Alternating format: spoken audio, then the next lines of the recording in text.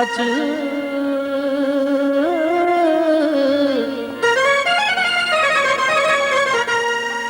सच चवाए सुपरी जे खाई तू न खार तमू का अलावा अनवर चवे तुझो ॿियो कोन आहे यार तुझो मूंसां प्यार सचो कोने को कबराणी चए खणी वञ पंहिंजो छलो खणी वञ पंहिंजी मुंडी खणी वञ पंहिंजो छलो खणी वञ पंहिंजी मुंडी खणी वञ पंहिंजो छलो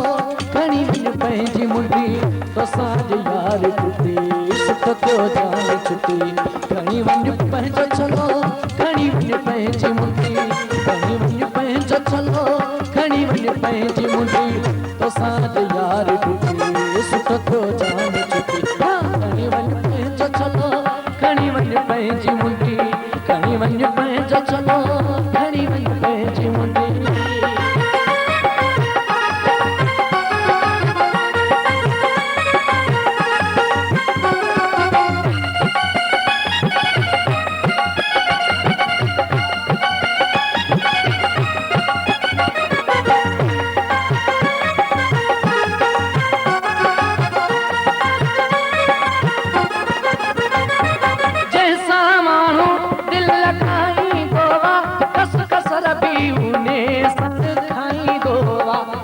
कसर भी उन्हें सण खाई दो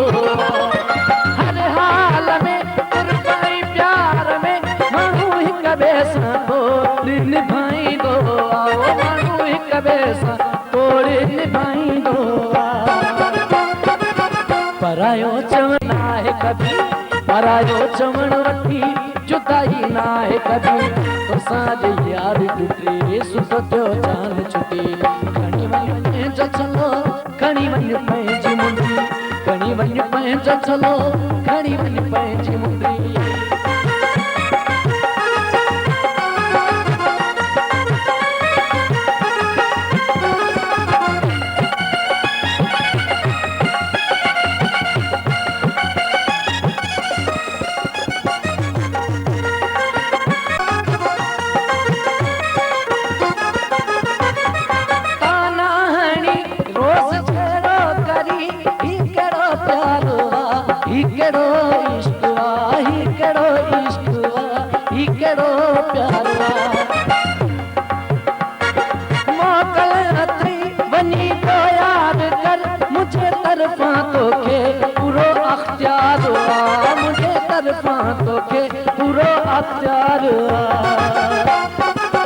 वञी कर बेसबती मुंहिंजे तरफ़ां ते किटी वञी कर बेसबती मुंहिंजे तरफ़ां ते किटी तोसां जे यार टुटी सुख थियो जान छुटी खणी वञ पंहिंजो छलो खणी वञ पंहिंजी मुंडी खणी वञ पंहिंजो छलो खणी वञ पंहिंजी मुंडी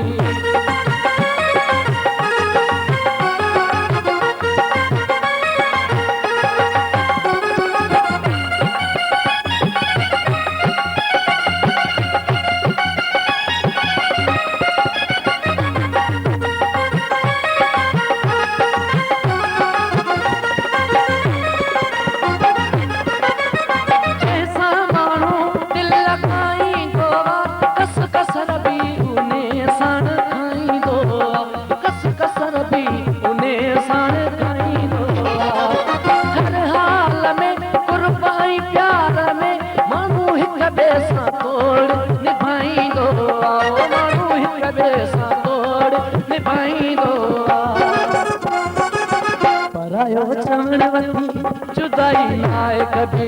परायो चवण वठी जुदाई न आहे कभी तोसां जे यार टुटी सुख थियो जान छुटी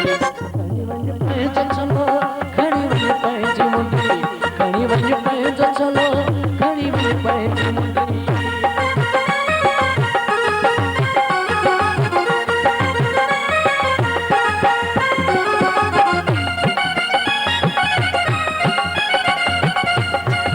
आहे नालो मुंहिंजो संत जो मां बि बेशक